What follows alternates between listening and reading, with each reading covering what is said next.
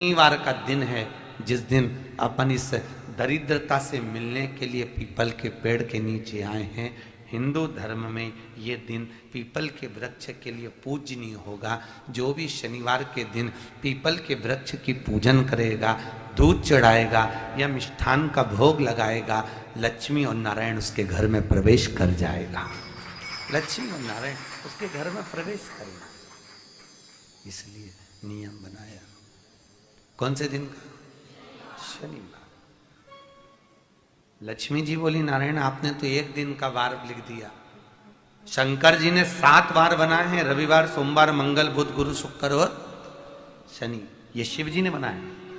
अब एक दिन आपने अपना बना लिया, बाकी के दिन अगर कोई इस पीपल के वृक्ष के नीचे आएगा और यहां तो दरिद्रता बैठी है तो उसका क्या होगा?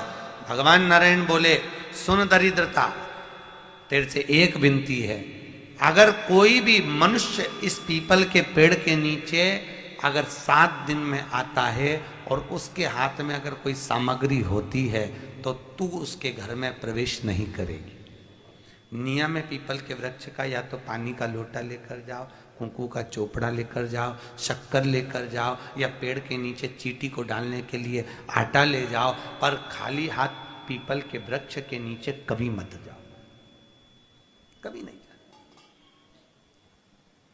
खाली हाथ जाओगे तो दरिद्रता तुम्हारे घर में प्रवेश करेगी। दरिद्रता उठकर खड़ी होकर बोली, नारायण तुमने अपनी मनमानी करी है, एक दिन मुझे भी मेरा चाहिए। भगवान ने कहा, बोल कौन सा दिन चाहिए? दरिद्रता कहती है, रविवार के दिन इस पीपल के वृक्ष के नीचे मैं दिन भर नृत्य करूं, इसमें रहूं, और जो यहां आए रविवार को मैं उसके घर में प्रवेश करूं। भगवान ने कहा, ठीक है। दरिद्रता, रविवार का दिन एक ऐसा दिन रहेगा जिस दिन तू इस पीपल के वृक्ष के नीचे नृत्य करेगी और जो आएगा इस पीपल के वृक्ष के नीचे तो उसके साथ प्रवेश करेगी। मैंने तुझे वर दिया। इसलिए हमारे यहाँ केवल पीपल का वृक्ष अगर दीवार में भी लग जाता है ना, किसी की फैक्ट्री की दीवार में, किसी के घर की दीवार में पीपल का वृक्ष अगर लग जाता है, पीपल का पौधा लग जाता है, उसको कितना भी तोड़ लो वो वापिस लग जाएगा। फिर तोड़ोगे फिर लग जाएगा। अगर पीपल के पौधे को तोड़ना है तो केवल रविवार का दिन एक नींबू, एक मिर्ची और बमूल का कांटा, ये 3 चीजें रखने के बाद में आधे घंटे बाद रविवार के दिन पीपल के पेड़ को उखाड़ कर फेंक दो। दूसरी बार कभी पीपल दीवार में लगता ही नहीं है, कभी नहीं लग सकता। केवल एक रविवार का, केवल एक संडे, इतवार का। घर में दीवारों पर अगर पीपल लग भी गया है, इसलिए पीपल के वृक्ष को उखाड़ने का, अगर घर में पीपल लगा हुआ है या पीपल का पौधा हमारे घर में लग गया, उसको उतारना, निकालना, लगाना, तो पीपल के वृक्ष को अगर निकाला जाता है तो रविवार के दिन, और अगर पीपल के वृक्ष को कहीं लगाया जाता है तो सोमवार के दिन या मंगलवार के दिन, बुधवार के दिन, इन दिनों में लगा सकते पीपल के वृक्ष कहीं लगाना। शनिवार का दिन एक ऐसा दिन होता है जिस दिन पीपल के वृक्ष को कहीं जाकर लगाया नहीं जाता, क्योंकि शनिवार के दिन पीपल के वृक्ष के नीचे लक्ष्मी रहती है। हम अपने हाथों से अगर पीपल का वृक्ष किसी दूसरी जगह पर शनिवार को रोपित करते हैं तो हमारे घर की लक्ष्मी अपने घर से छिन्न होकर चली जाती है। इसलिए शनिवार के दिन पीपल लगाया नहीं जाता, किसी के घर जाकर उसको वापस पलटा नहीं जाता। लग गया उसको डाल।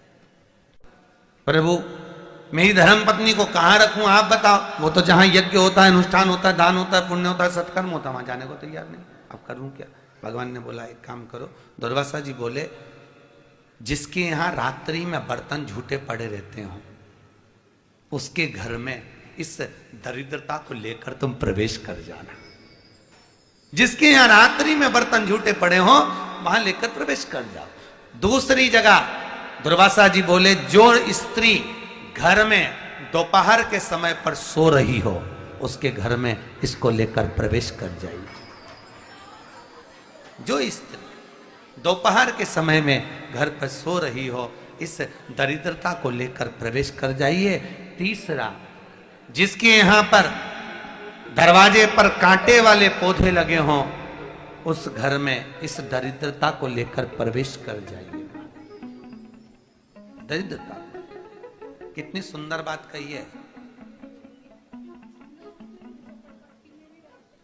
दाता और विधाता, कौन कौन? दाता और विधाता। लक्ष्मी और दरिद्रता के सगे भाई हैं। कौन कौन? दाता और विधाता।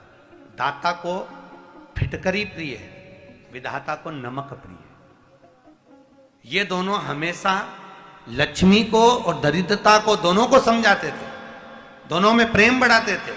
आज भी हिंदू धर्म की रीति है, यहां तो ठीक है, जिसके यहां पर भी अगर थोड़ी सी भी परेशानी होती है, थोड़ा सा क्लेश होता है, अशांति होती है, लक्ष्मी नहीं टिक रही हो, काम नहीं बन रहे हो, बहुत प्रयास करा जा रहा हो और हमारा कार्य नहीं होता, तो क्या करते हैं? फिटकरी और नमक को पानी में डाल देते हैं और घर में पोछा लगा देते हैं। आप लोगों ने आजकल फेसबुक पे भी पढ़ा होगा, व्हाट्सएप पे भी पढ़ा होगा। तो क्यों लिखा उसमें? उसका कारण ही केवल ये है कि दाता और विधाता की प्रियता उसमें। माता ख्याति के जो 4 बच्चे हुए, इसमें जो 2 लड़के हैं, दाता और विधाता, उसकी प्रियता, उसकी पूर्णता। अब दुर्वासा जी बोले अपनी धर्म पत्नी को वहां लेकर, जहां कांटेदार पौधे लगे हों वहां पर लेकर प्रवेश कर जाइए। कांटेदार पौधों में उस दरिद्रता का निवास हो गया। पीपल के पेड़ के नीचे हम लक्ष्मी जी के साथ शनिवार के दिन आपसे मिलने के लिए आए हैं। शनिवार के दिन जो पीपल के वृक्ष के नीचे दिया लगाएगा, उसके घर में कभी संपदा की कमी नहीं होगी। सारे दिन पीपल के वृक्ष के नीचे हमारा निवास होगा। आज भी नियम है, जिसको शनि लग जाता है, एक काजल की डिब्बी ले लो और काजल की डिब्बी को 21 बार उतार कर उसको एकांत में जाकर, जंगल आदि में एकांत में किसी पेड़ के नीचे इतना सा खड्डा खोद कर उसमें काजल की डिब्बी को डाल दो और मिट्टी से पूर दो, उस व्यक्ति का शनि समाप्त हो जाता है। काशी विश्वनाथ का नाम लेकर काजल की डिब्बी को 21 बार उतार कर अगर काशी विश्वनाथ का नाम लेकर शनि वाले व्यक्ति को अगर पेड़ के नीचे दबा दे, शनि समाप्त। शनि उसको शनिवार के दिन जो पीपल के वृक्ष में सरसों के तेल का दीप लगाता है, उसको शनि कभी परेशान नहीं करता। एक बात हमेशा ध्यान रखिएगा, मान लो अगर कोई भारी रोग ऐसा शनि महाराज के कारण हो गया हो, अच्छे काम करते करते उल्टे हो रहे हैं, होते हैं किसी किसी के साथ में, विपरीत परिस्थितियां आ जाती है, अच्छा करने जाओ बुरा हो जाता है, अच्छा कर्म करने जाओ बुरा हो जाता है। तो पीपल के वृक्ष की जो छाल होती है, छाल देखिए, पीपल के वृक्ष में जो छाल लगी होती है, उस छाल को घिसकर चंदन बनाकर भगवान शंकर का स्नान कराकर, अभिषेक कराकर, पूजन कराकर, पूजन कराने के बाद हमें पिपलेश्वर महादेव का नाम लेकर, कौन से महादेव? पिपलेश्वर महादेव का नाम लेकर वो जो घिसी हुई छाल होती है, उस छाल का तिलक भगवान शंकर को लगा लो और उसी का थोड़ा सा भाग अपने कंठ पर, मस्तक पर लगाना प्रारंभ कर दो। धीरे धीरे जो विपरीत दशा है वो सुधरना प्रारंभ हो जाती है। पर नाम याद रखना, पिपलेश्वर, जम के बोलिए, पिपलेश्वर महादेव। एक देवता ऐसे हैं जिन्होंने दूसरे का हिस्सा खाने का प्रयास करा था और आज भी उस देवता से दुनिया डरती है। और उन्होंने दूसरे का हिस्सा खाने का प्रयास करा था तो शंकर भगवान ने उसको भी नहीं छोड़ा। कौन से देवता? वो बाल्टी में हर शनिवार को आते हैं आपके यहाँ। कौन से? शनि देव। उनने क्या करा था? भगवान सूर्य नारायण ने अपने सारे पुत्रों को देखा, सारे पुत्रों को,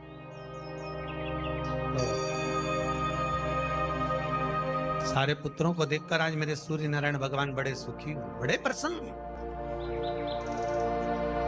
मेरा पुत्र शनि भी श्रेष्ठ है, मेरा पुत्र यम भी श्रेष्ठ है, सब ठीक है।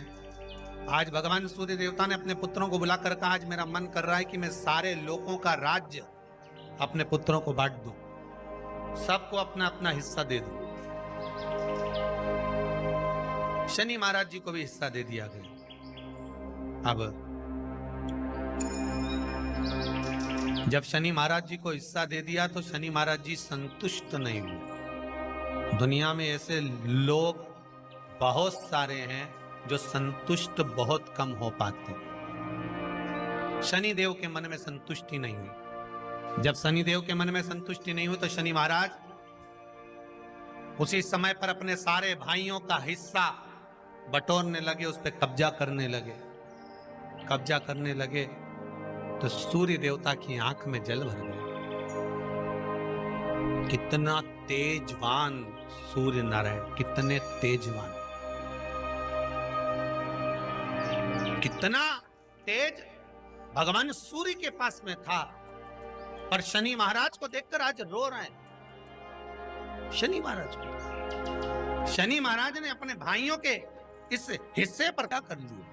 सूर्य नारायण भगवान की आंखों में जल भर गया कि मेरा पुत्र ऐसा कर रहा है। शनि को बुलाया सूर्य नारायण भगवान ने, समझाया और नहीं माना। किसी किसी की नियत होती है कि इसको इतना कैसे दे दिया, अम्मा ने इसको इतना कैसे दे दिया, पिताजी ने इसको इतना कैसे दे दिया, मैं तो कब्जा करूंगा, दुकान नहीं छोड़ू, घर नहीं छोड़ू, ये नहीं छोड़ू, वो नहीं छोड़ू। मत छोड़, एक दिन संसार छोड़कर जाना पड़ेगा।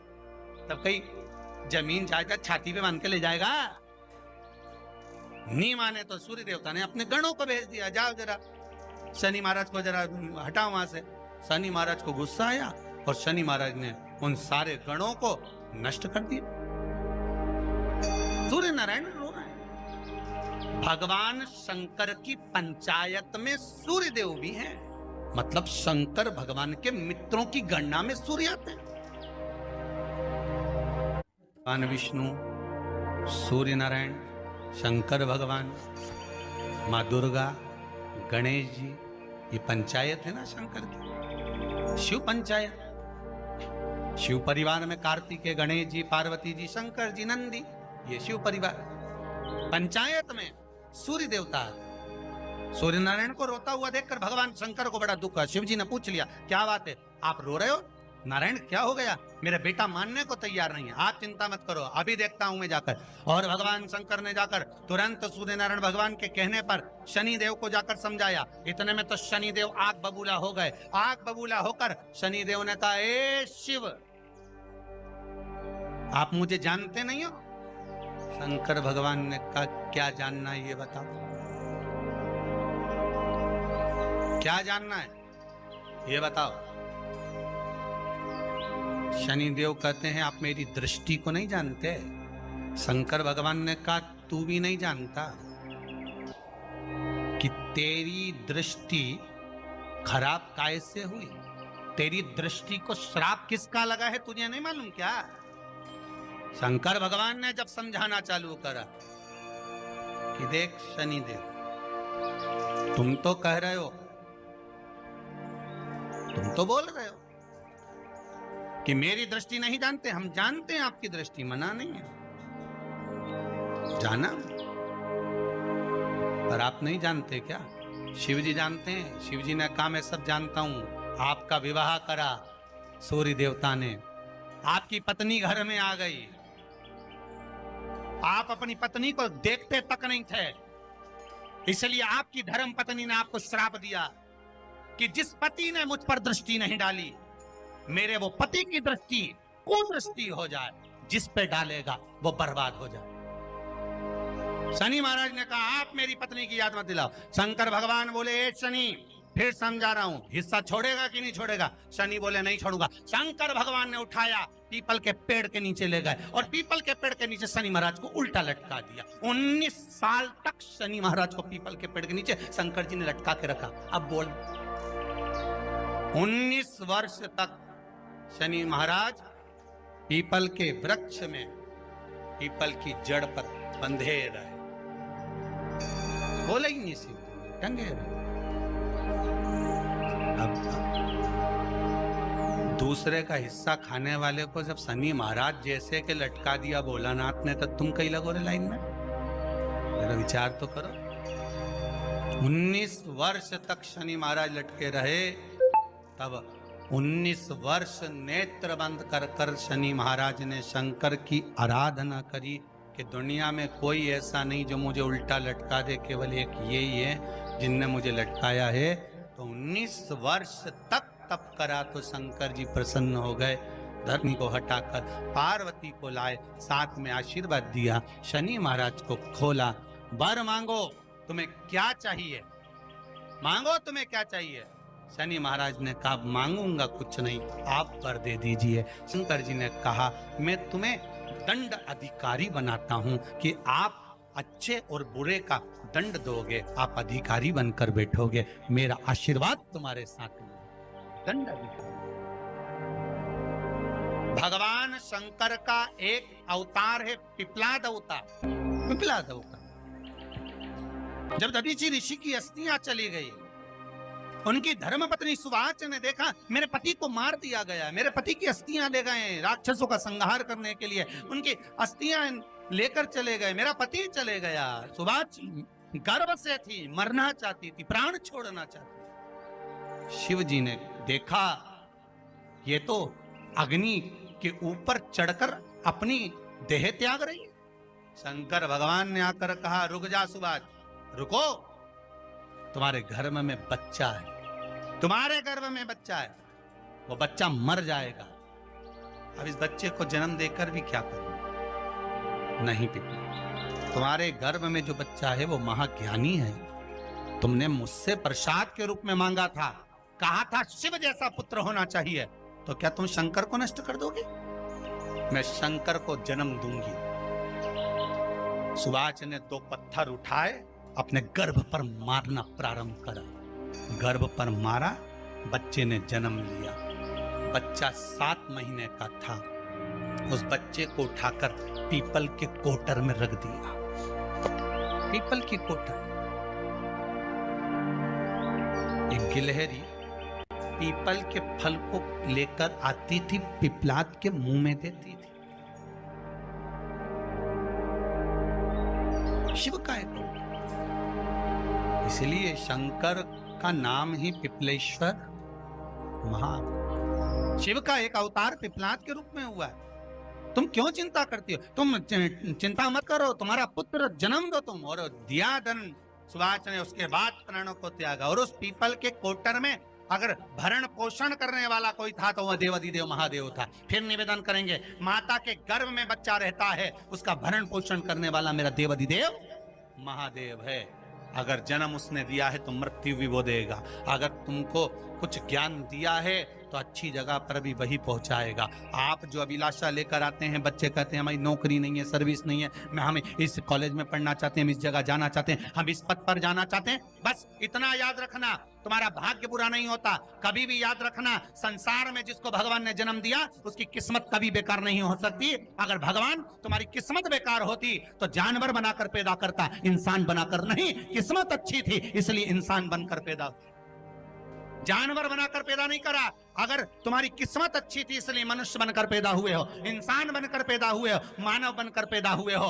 भगवान को दोष मत देना कि भगवान ने किस्मत बेकार दी है। भगवान ने किस्मत अच्छी बनाई है इसलिए तुझे मृत्यु लोक में जन्म दिया। भगवान ने भाग्य अच्छा बनाया इसलिए तुझे शिव महापुराण की कथा सुनने का मौका दिया, नहीं तो भाग्य में नहीं होती तो कहां से मिल जाती। किस्मत अच्छी है तो भगवान फिर नौकरी भी लगाएगा, धंधा भी करवाएगा, सर्विस भी कराएगा, विवाह भी करेगा, शादी भी करेगा, मकान भी बनाएगा, जायदाद भी देगा, संतान भी देगा। उसने दिया है पेट तो भरेगा वही। हम काय को अपने माथे पर ले, मैंने इतनी पढ़ाई कर ली, मैं इंजीनियर हो गया, मैं ये बन गया, मैंने तो ये कर लिया, उसके बाद भी मैं घर में बैठा हूं, मेरा छोरा घर में बैठा, इतना पढ़ने के बाद बैठा। जन्म उसने दिया है, भाग्य उसका है, किस्मत उसकी है, तो कहो उसको कि शंकर का भजन कर, मंथन करे, मक्खन निकलेगा और घी भी जरूर बनेगा। हारना मती, जब तेरे 3.5 करोड़ बार गिनती मत करना, गिनती वो करेगा। तू तो भज, तू कुबेरेश्वर का स्मरण कर, तू महाकाल का स्मरण कर, तू काशी विश्वनाथ का स्मरण कर, तू महाकाल राजा का स्मरण करके तो देख। शिव का भजन कर, 1 लोटा पानी ले जाकर रोज चढ़ा शंकर जी के मंदिर में जा। शिव से भजन करने में क्या देरी, नहीं जा सकता शिव मंदिर में जाने में। बच्चों को अगर शर्म आती हो तो बेलपत्री के पेड़ के नीचे पानी चढ़ाया, वो भी नहीं कर सकता तो पीपल के पेड़ के नीचे चढ़ाया, वो भी नहीं कर सकता तो आंवले के पेड़ के नीचे चढ़ाया। पर कहीं जुड़ तो सरी, एक बार साध तो सरी, पकड़ने का प्रयास तो करो परमात्मा। भगवान देवाधिदेव महादेव को जल चढ़ाते हैं, उसके 5 अलग अलग तरीके हैं। बहुत सावधानी से सुनना कथा, आपकी और हमारी जिंदगी की सार्थकता को सिद्ध करने वाली कथा। आज पंजाब की इस पवित्र भूमि पर अगर ये प्रसंग निकला है तो इसको आप अगर सुनेंगे तो आपका जीवन सार्थक होगा। शिव जी को 5 तरह से जल चढ़ाने का तरीका है। जैसे पंचामृत होता है, दूध, दही, शहद, घी, शक्कर, ये सब पंचामृत के अंतर्गत आते हैं, उसी तरह शंकर जी को 5 तरह से जल चढ़ाने का क्रम वर्णित किया गया। अब उसको समझेंगे, बहुत सावधानी से समझिएगा। पहला, जल लेकर आए, सीधे डायरेक्ट शंकर भगवान के शिवलिंग पर चढ़ा दिया। यह प्रथम जल का चढ़ाने का तरीका। दूसरा, जहां से पानी बहकर जाता है, जहां से जल बहकर जा रहा है, उसके ठीक विपरीत जल उत्तर में जा रहा है, आप दक्षिण में खड़े होंगे और दक्षिण में खड़े होकर उत्तर की ओर मुख करेंगे और शिव जी को जल समर्पित करेंगे। ये रोग मुक्ति करने वाला है और हमारे रोग पर हमें विजय प्रदान करने वाला। ये जल चढ़ाने का तरीका। एक, सीधे मंदिर में गए, लोटा भरकर जल उठाया, शिव जी को चढ़ा दिया। दूसरा, जल जहां से पानी बहता है, शिव जी का चढ़ा हुआ जल जहां से बहकर जाता है, उसके ठीक विपरीत में शिव जी का जल इधर जा रहा है तो तुम यहां खड़े हो, तुम यहां बैठो, यहां मत बैठना, यहां मत बैठना, इधर बैठो। अगर रोग का निवारण है तो यहां बैठकर। तीसरा, अशोक सुंदरी से जल चढ़ाते चढ़ाते शिवलिंग तक लेकर जाना और शंकर भगवान के शिवलिंग पर पूर्ण जल समर्पित करना। यह तीसरा तरीका। यह कार्य की सिद्धता के लिए। हम जब किसी से आस न लगाकर परमात्मा से विनती करते हैं तो वो विनती करने का तरीका। तीसरा। चौथा, शिव जी पे चढ़ा हुआ जल 5 जगह पर समर्पित करना। गणेश जी, कार्तिकेय, अशोक सुंदरी, शिवलिंग और जलाधारी। ये चौथा क्रम है। जब जिस नारी का, जैसे मेरा नाम मोनिका है, मेरे पति का नाम संजय सिंह है, मैं दिल्ली स्वरूप नगर के निवासी हूं, मेरा फोन नंबर ये है। कहीं बैठी हैं? मैं बाबू को लाए हैं क्या? नहीं लाए? ठीक है, मैं प्रणाम करने के लिए लाई हूं। गुरुदेव, बाबा बाबा है, बैठिए बहन। शिव तत्व है। एक जल चढ़ाने का तरीका, शिव जी को हम जो जल चढ़ाते हैं उसका एक तरीका भी हमारी जिंदगी में अगर हमने उसको स्मरण में रख लिया तो हमारी कार्य की सिद्धता को सिद्ध कर देता, हमें सफलता की ओर लेकर चले जाता है। सीधे जल चढ़ाना, दक्षिण में बैठकर उत्तर की ओर मुख कर कर जल चढ़ाना, अशोक सुंदरी से लेकर शिवलिंग तक जल चढ़ाना, 5 स्थान पर गणेश, कार्तिकेय, अशोक सुंदरी, जलाधारी, शिवलिंग पर जल चढ़ाना 5 स्थान पर। ये चौथे नंबर का। और 5वां जल समर्पित करना।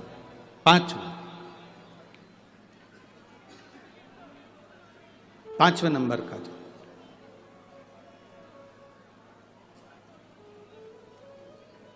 शिव जी को 5म नंबर का जो जल आता है, जो जलाधारी है, ऊपर जिसमें पानी भरा रहता है और नीचे एक एक बूंद टपकता रहता, जलाधारी में जल समर्पित कर कर उसी जल को बचाकर अशोक सुंदरी वाली जगह पर थोड़ा सा चढ़ाकर उसी में से जल शिवलिंग पर जब हम समर्पित करते हैं तो हम जिस कार्य के लिए जा रहे हैं वो कार्य सब। लंबी बाती का प्रमाण अलग होता है। लंबी बाती क्यों लगाई जाती है? भगवान के मंदिर में दीप में, देवियों की पूजन में, लक्ष्मी की वृद्धि के लिए। कौन से देवता के यहाँ लंबी बत्ती लगती है और कौन से देवता के यहाँ गोल बत्ती लगती है, उसका भी प्रमाण वर्णन। किसी देवी की पूजन करो तो लंबी बत्ती आती है, कुल देवता की पूजन करो तो लंबी बत्ती आती है, किसी मंदिर में किसी देवता को लगाने जाओ तो गोल बत्ती लगती है, उसका भी प्रमाण है। लंबी बत्ती जहां लगाई है, अगर लक्ष्मी के सामने लगाई है तो लक्ष्मी की लंबाई बढ़ती है, लक्ष्मी की वृद्धि बढ़ती है। अगर कुल देवता के नाम की लगाई है तो वंश की वृद्धि होती है। इसलिए हमारे यहाँ अमावस्या पूनम को जो पाटे माटे भराते हैं उसमें गोल बत्ती नहीं लंबी लगाई जाती है, जिससे हमारा वंश बढ़े।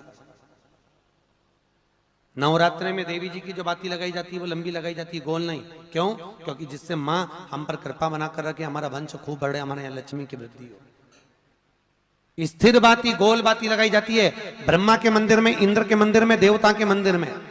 तुलसी के सम्मुख में लंबी बाती नहीं लगती, तुलसी के सम्मुख में गोल बाती लगाई जाती है महाराज, जिससे स्थिरता का भाव केंद्रित हो। स्थिरता का भाव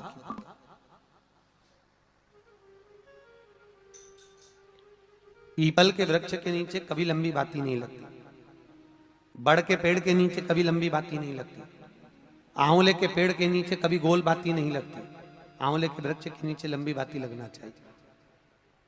धन की वृद्धि, सुख समृद्धि। तुलसी के पौधे के नीचे लंबी नहीं लगती, गोल बाती लगती। बातियों का भी प्रमाण।